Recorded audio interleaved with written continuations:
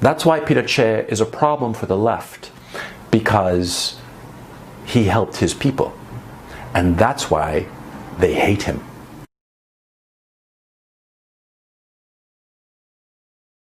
There are a lot of dictators in Latin America, military dictators. I mean, a whole bunch of them. There was Stroessner and Videla. I mean, like in Argentina, for instance, there was a period of time during the 70s and early 80s where they were swapping out military dictators every other week. And yet the left obsesses about Augusto Pinochet, the dictator, the only military dictator that Chile has ever had. Now, his government was from 1973 to 1990. And during his period as president, I mean, to hear it from a leftist, he practically mass murdered half the country. That's the picture you would get from the leftist media about Augusto Pinochet. And they keep on harping on the guy. The other day, I saw Jordan Peterson talking to some Channel 4 interviewer, right? And, she was talking about Lenin and Mao, and then she mentioned Pinochet in the same breath. As if Pinochet, in terms of what he had done, the abuses of human rights that he had committed, which he did, was equivalent to what Mao and Lenin had done, which is absurd, right? Why is it that the left hates Pinochet so much? There were so many military dictators in Latin America during the 70s and the 80s, and yet they focus on this one guy. Why? Why Pinochet? Why not Stroessner? Stroessner killed basically 20 times more people than Pinochet in his 30-odd year regime. Stroessner was a thief, a murderer, a rapist. He was horrible by any metric. And yet the left never mentions Alfredo Stroessner. They only mention Pinochet. Why? I always tell you guys, you have to ask the why question, because why explains so much. Much more than how or the what or the where. Why? Why is something going on? The left hates Pinochet for a very, very simple reason. You see, during his 17-year dictatorship, and it was a dictatorship, during that period of time where he did commit human rights abuses, and there were approximately 3,000 people were murdered by the Pinochet dictatorship. 70% of those in the first 18 months. So it wasn't so bloodthirsty. It was more at like the lines that at the very beginning, a lot of people were killed who were probably going to wind up being guerrilla fighters in a possible civil war. But that's for another conversation. Pinochet did a lot of things that were bad. But the problem with Pinochet is that he did a lot of things that were good. The Pinochet dictatorship outright said that it was a right-wing dictatorship. It didn't fuck around. It didn't pretend to be something it wasn't. It says, we are a right-wing dictatorship. And they implemented right-wing policies. Free market ideas of free movement of capital and free movement of labor, lowering tariffs and trade barriers, privatizing the retirement system, creating individual retirement accounts, privatizing the healthcare system, and creating two parallel systems, one public for the poor and one private for everybody else, and a private system that is extraordinarily good, extraordinarily cheap. Look at OECD figures where Chile appears. It's among the most efficient healthcare systems of all the OECD countries and the cheapest for the consumer. Chile spends less on healthcare than practically any other OECD country. Compare that to the United States, which is the most expensive healthcare system of all the OECD countries. Pinochet did a whole bunch of things. For instance, Pinochet threw all of the Chilean oligarchy into jail in 1980-81. Yeah, there was a big financial crisis. A lot of banks did a lot of stupid shit, illegal shit. And Pinochet swept them all up, all of these oligarchs, all of these people who owned these banks, and tossed them into jail. And, nationalized the banks, wiped out the shareholders, i.e. these oligarchs, and reorganized the financial system. And, went through, solved the financial crisis of 1980-81, which is a huge deal in Chile. And all of those oligarchs, I remember watching TV, and they were in this prison called Capuchino. And they were there, and they couldn't get out, and their lawyers would go in and out, and the press would be waiting, to interview them. And all of these oligarchs, these big names, the equivalent of, like, say, I don't know, Zuckerberg, Sergey Brin, Larry Page, all of these guys, Rockefellers, the equivalent of Rockefellers and the equivalent of DuPonts, they were all in jail because the Pinochet dictatorship determined that what they had done was illegal and tossed them into jail, right?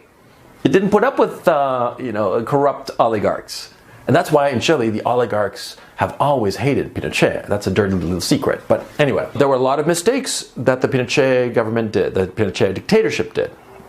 For instance, there were a lot of murders that were, unnecessary and politically stupid.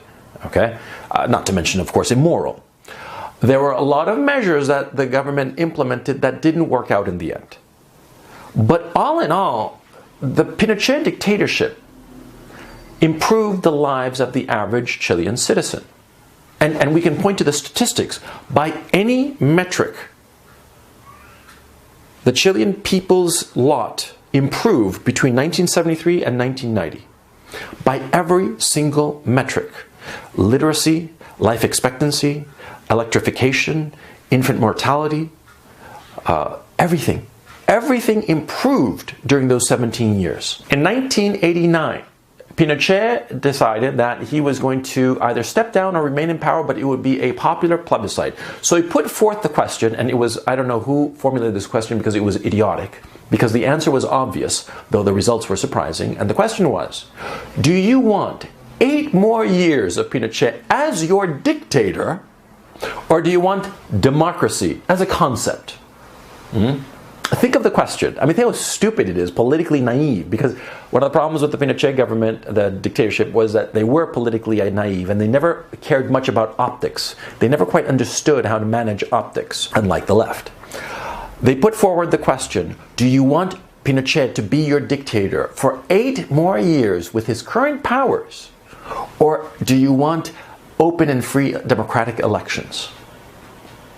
Unsurprisingly, Pinochet lost. He lost 44 to 56. Think about that. He lost 44 to 56. Now, everybody knows for a fact that that election was on the up and up.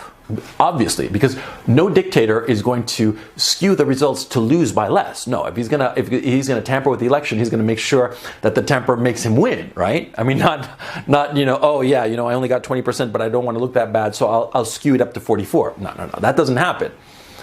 So nobody ever questioned the validity of the elections, and in point of fact, nobody ever has, because they were on the up and up.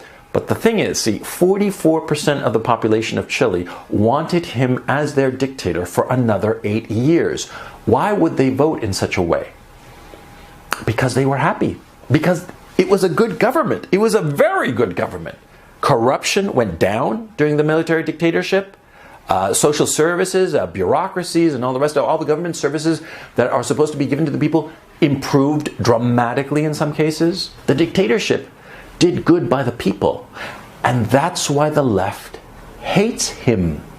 That's why the left says all of these libels about him, saying that, he killed thousands and thousands, hundreds of thousands, maybe millions of people, which is absolutely not true. That's why the left says that people who lived under the Pinochet dictatorship lived in fear all the time. I lived in the Pinochet dictatorship. I didn't live in fear. I was once picked up by a military patrol in Chile. In 1984, I was 16 years old. I was picked up and I was held overnight in a military prison. Okay?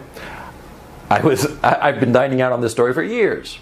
And the fact of the matter is, it sounds really truculent. You sound like, holy shit, you were in a Pinochet jail. What happened? Did they torture you? Did they waterboard you? Did they beat you with a truncheon? What happened? And well, what happened was I was coming home from my girlfriend's and I'd missed the last bus. And there was a curfew at the time because of leftist terrorist attacks that were going on nightly. Armed terrorist attacks with bombings. That's why there was a curfew. Anyway, I missed my last bus. I was walking home from my girlfriend's, right? And, the military patrol swung by and they spotted me and they, all over the bullhorn, they said, stop where you are, please. And they came right up and said, what's your name? And they checked my ID and they put me in the back of the truck, right? Of the military patrol truck. And they took me to this prison. It was a neighborhood jail at the cops. And they stuck me in a jail with all the other miners. because since I was 16, I was considered a minor.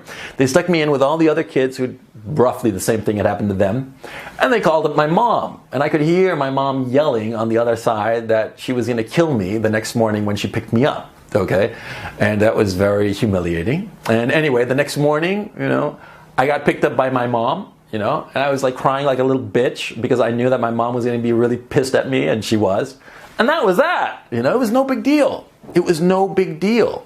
Okay, but of course, you tell the story one way, and it sounds like, oh my God, something horrible happened to the guy. You tell it another way with the full details, and you realize it was all bullshit. I talked about this here in an early post that I made. Anyway, my point in the story. You see, living in Chile was not a fearful experience. I was there. Few people lived in fear. And point of fact, because the military dictatorship had outlawed political parties, all political parties, left, right, and center, because there was no political party affiliation, it was not legal to belong to any political party of any stripe, because politics were essentially pushed off the table, people were sort of like relieved because they could just go about living their lives. And the Pinochet dictatorship created better lives for a majority of the Chilean people. That is why the left hates him. That is why they libel him. That is why they say things that are obviously demonstrably untrue. That is why they compare him to Mao and Lenin. They compare him to Mao and Lenin when he improved the lives of his people. He made Chile a better country for the Chilean people. So the point of all this that I'm trying to make, when a leftist starts saying that anybody, somebody, this guy, that guy, when they start saying that this guy or that guy or the other guy is some evil, evil, evil man, when a leftist says this, you know it's a lie. When a leftist says that somebody is the worst thing ever, the worst thing since Hitler, you know that they're trying to silence him. Because it's an old tactic from Saul Alinsky. Saul Alinsky said that it's not enough to defeat your opponent. You have to discredit your opponent by any means necessary. You have to discredit your opponent and say any lie about him, any libel necessary for him to be completely shoved off the stage. You have to disqualify him. That's what leftists do.